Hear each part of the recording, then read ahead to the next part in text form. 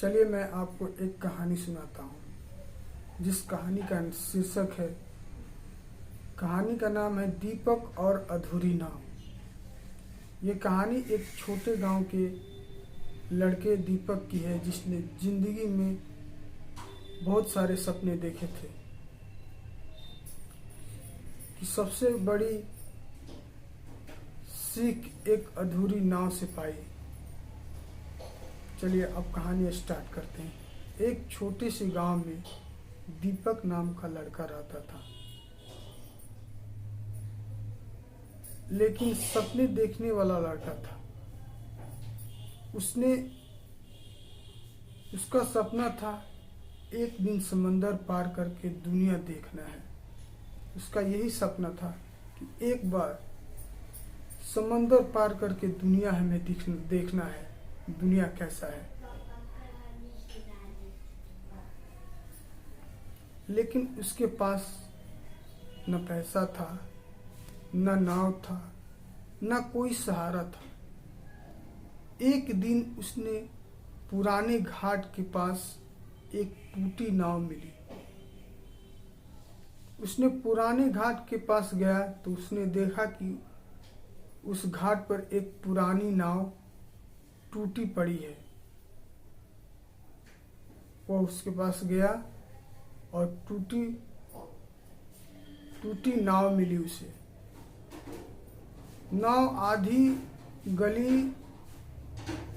आधी गली सड़ी हुई थी।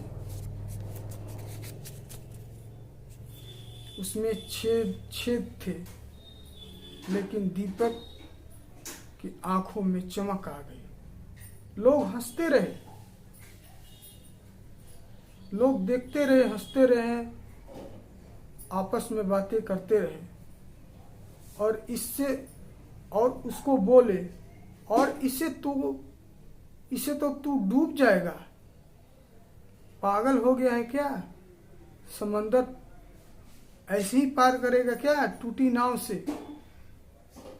लोग बहुत तरह के ताने मारते थे, बोलते थे। और ये कबाड़ लेके आया है। दीपक चुपचाप सुनता रहा। उसने उस टूटी नाव को रात भर जाग कर मरम्मत करना शुरू कर दिया। उसमें कील ठोकी, लकड़ी जोड़ी, छेद भरे और धीरे धीरे नाव को काबिल बना दिया। हर एक कील, हर चोट उसके सपनों की नाव बन गई। हर एक कील, हर एक चोट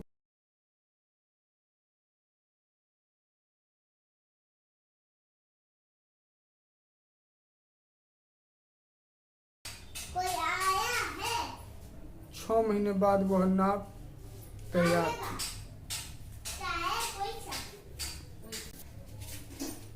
फिर एक दिन सुबह सूरज निकलते हैं। सुबह सूरज निकलते ही दीपक उस नाव को लेकर चल पड़ा। लोग घाट पर खड़े देख रहे थे। कोई हंस रहा था, कोई हैरान था, कोई चुपचाप कई घंटों से देख रहा था, कोई आपस में गुपचुप बातें कर रहा था। सब हैरान था, कोई चुप था। कई घंटे बीत गए। फिर एक दिन गांव में एक चिट्ठी आई। दीपक ने पार कर लिया था समंदर। अब वो एक बंदरगाह पर काम कर रहा था। नई जिंदगी शुरू कर चुका था। तो इससे क्या सीख मिलती है? लोगों ने जो कबाड़ समझा, दीपक ने उसे अवसर बना दिया।